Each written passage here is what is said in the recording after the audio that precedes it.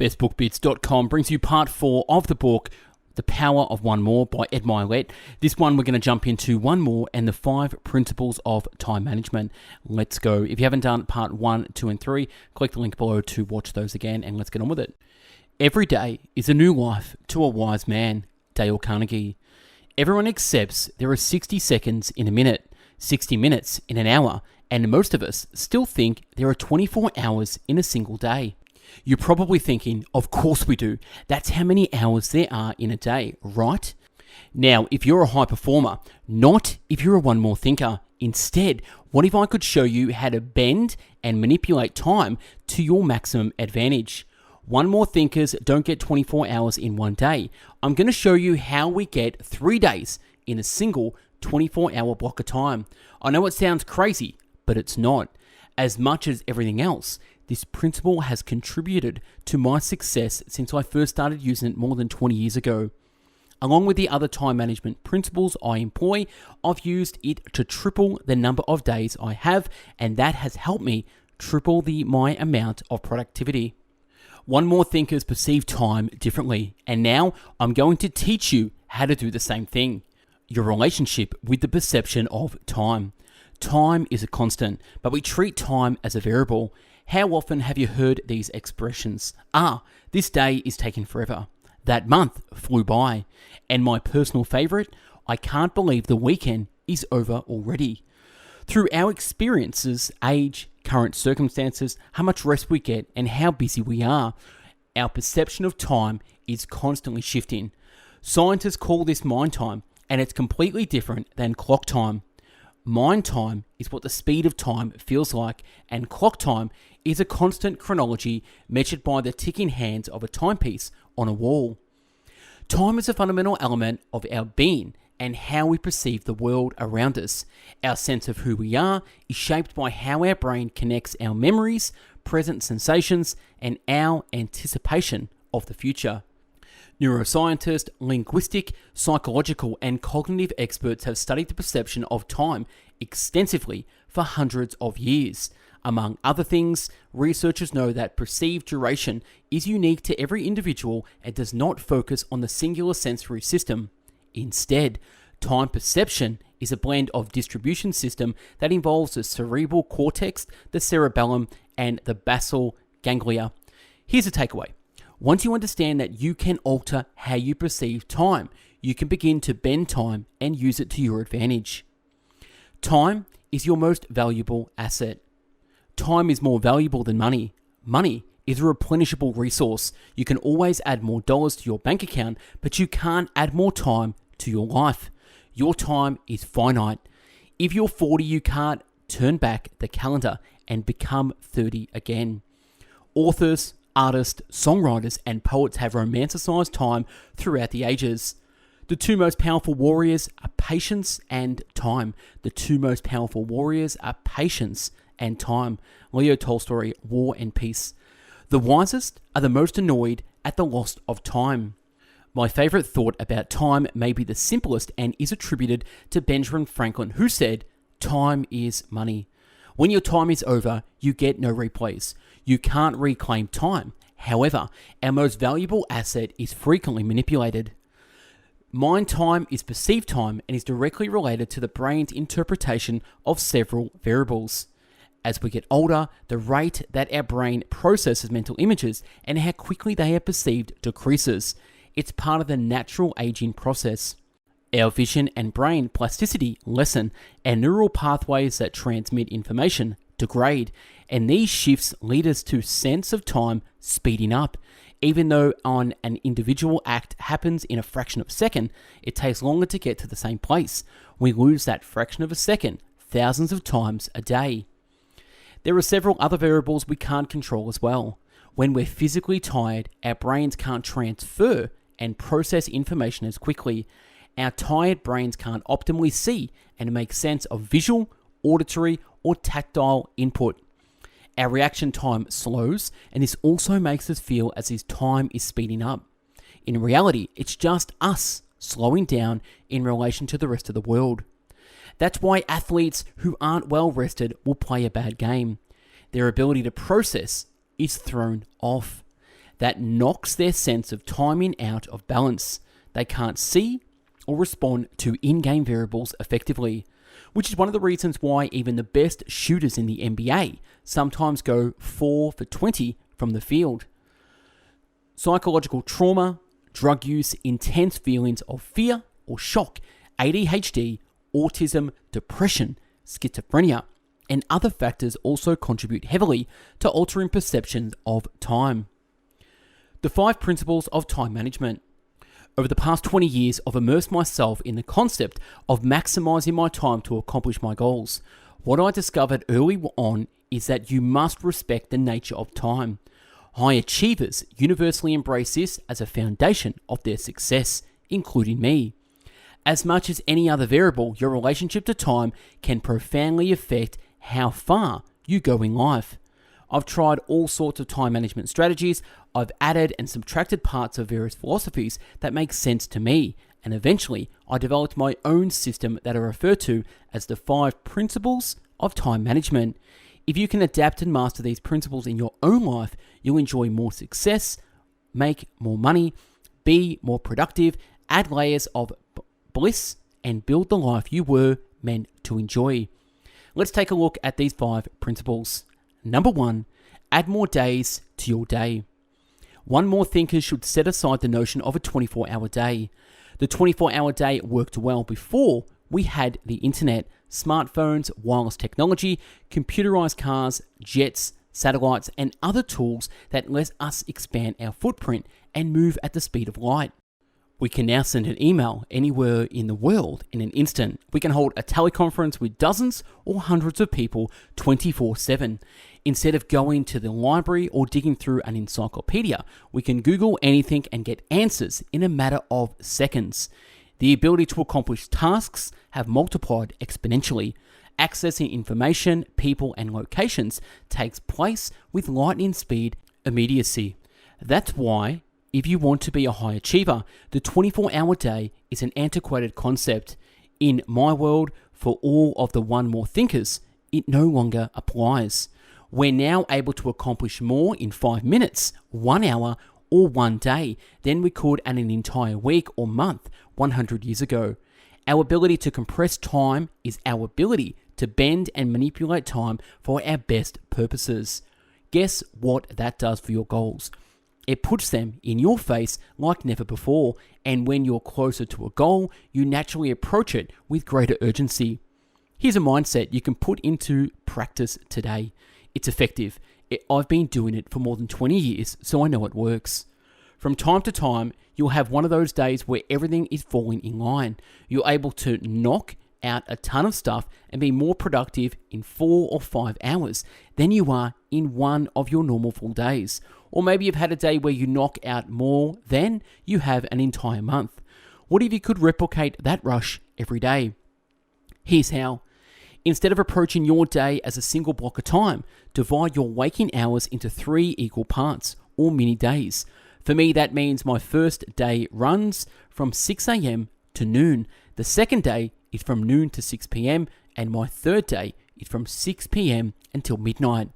While you're living 7 days in 1 week, I'm living 21 days in 1 week. To turbocharge how I spend my time, this is how I do it. By creating shorter days, my mind believes that each minute becomes more valuable. I don't waste time because my sense of urgency is operating at a higher level. Instead, I'm focused even more on what I need to accomplish today. I compress work, relationships, productivity, fitness, and fun into shorter and more intense pieces of time with this strategy. I shrink the finish line so that more of what I do becomes a sprint. Don't lose sight of the fact that your life is still in balance. You still make time for all parts of your life, and that you're doing is squeezing useless air out of the wasted parts of your day. At first, you may be intimidated by attempting to do this, but as you give it a try, you'll replace old bad habits with effective new ones. You'll move faster and have greater control of your time.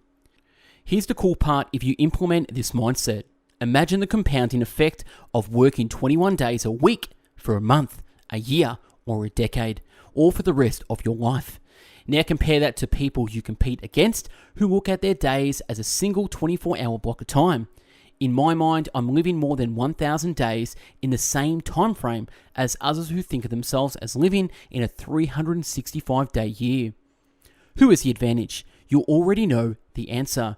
I am living example of what this strategy can do for you, and my results have been pretty good so far. Number 2, approach time with a greater sense of urgency. The German philosopher Arthur Schopenhauer once said, "The common man is not concerned about the passage of time. The man of talent is driven by it." Do you want to become common, or do you want to be a person of talent? Urgency is the key. From my experience, there is a direct correlation between how fast you'll run versus how close you are to the finish line. If you watch distance runners in a race, what does the last lap or leg of the race invariably produce some of the racist, fastest times?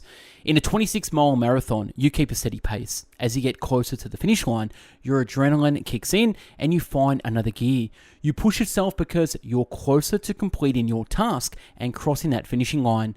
That produces the release of endorphins and you feel that warm and positive rush. Now think about running a 100-meter race. It's a flat-out sprint from start to finish. You approach the race with maximum urgency. A different mindset is required to do your best. Your body and your brain respond to a different set of stimuli. It's not that people approach life with a lack of vision that causes them to fail. It's the type of vision they call on to get them across the finishing line. Your depth perception affects your ability to summon that sense of urgency required to perform better. When the goal is further away, you jog toward that goal. When it's right in front of you, it's a sprint. Here's another example. You're a student who is assigned a major project at the beginning of the semester with a deadline toward the end of the semester. Do you jump on that project immediately? Most put that project on cruise control. They quietly slip it on to the top shelf of their life, knowing that they'll deal with it later. That is until the deadline starts to creep up. At some point, panic, fear, dread, thoughts of "I hate college" and "I think I'll just become a bartender" kick in. But if you had attacked that project with a sense of urgency as soon as possible, the looming shadow, the boogeyman, the beast you're facing would be reduced to almost nothing. If you apply this thinking to everything you do throughout the day, week, or year, you'll get more done and enjoy a sense of accomplishment that others only dream about. 3. Learn how to control time instead of time controlling you. When you manage your time with a sense of urgency, you become the master instead of the servant. Moving faster puts you in control of your time more often than not. You have a sense of urgency, but you also have a greater say in what you think is important. That lets you spend more time on what's meaningful and rewarding to you. Controlling your time is a mindset that should turn on as soon as your brain wakes up in the morning. If your mind is in the right place, controlling your time will start even before your feet hit the floor in the morning. As you're waking up, your brain is already planning your day. The first 30 minutes of your day are critical. Think about the timely words of British statesman Lord Chesterfield. Take care of the minutes and the hours will take care of themselves.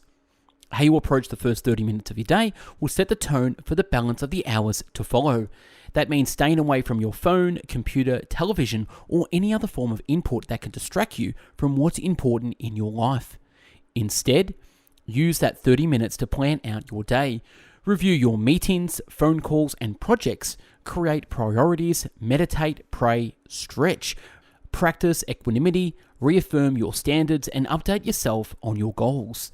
Before your brain becomes cluttered with people, events, and information of the day, it has the chance to focus. Your brain receives the messages that you're in control instead of the world controlling you. You're better able to start the day filled with confidence and the purpose that you choose. You react accordingly. But when you're not dealing with the unexpected, you're in greater control and working toward your life goals instead of reacting to everyone else. In other words, dedicate the terms of your day, or your day will dedicate those terms for you. Before we jump into number 4, really quickly, when was the last time you spent 60 minutes working with an elite coach on your life blueprint to map out your next 1 to 3 years on the journey to success? Right now, I'm opening up my calendar to spend 60 minutes with individuals who follow Best Book Bits to map out your next stage and season in life through my signature 60-minute life blueprint session. You also get a free copy of my book, Success in 50 Steps. Click the link below to jump first on a free 15-minute pre-coaching chat in the link below. Back with the summary. Number 4, measure your performance often. Where performance is measured, performance improves. Where performance is measured, performance improves. Close proximity to measurement is critical. Every leading motivational and organization expert from Zig Ziglar to Peter Drucker builds this idea into their foundational strategies for a simple reason. Measuring performance works. As you shrink your timeframes and increase your urgency, you also need to shrink the intervals on how often you measure your performance. If you don't take the time to measure, you'll have a more difficult time course correcting that leads to inefficiency and wasted time. Just make sure you're measuring the right things. Be clear on your goals, priorities, and standards. Understand how they work in concert with each other. Learn to identify not only weaknesses, but the potential sources of those weaknesses. Legendary UCLA basketball coach Jordan Wooden put it into perspective, saying, "If you don't have the time to do it right, when will you have the time to do it again?" Wooden was a stickler for doing things the right way, right down to how his players tied their shoes. He fine-tuned every technique and process of his teams for years, accepting only one standard and measuring the interim steps almost daily. If your goal is to run a 5-minute mile or bump up your sales by 50% or your income by $50,000, how will you know if you're reaching these goals unless you look at the numbers? Anything less and you're just throwing darts and hoping you'll hit your targets. Average people assess themselves once or twice a year, but only making New Year's resolution is not appropriate for one more thinkers. Top performers measure themselves monthly or weekly. Do you take stock of your week's accomplishments on a Friday evening? Do you take stock and set your plans for the coming week on a Sunday evening? The top performers, the one more thinkers, go through this process daily. There's even one more level beyond daily measurements. Some people measure themselves hourly. The most elite have an internal mechanism that is triggered with urgency.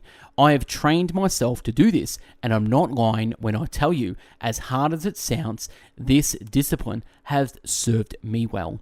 Think for a moment, who's going to do better? The person who shrinks their measurements intervals or the person who rarely measures where they're at? You already know the answer to. Number 5, focus on the future.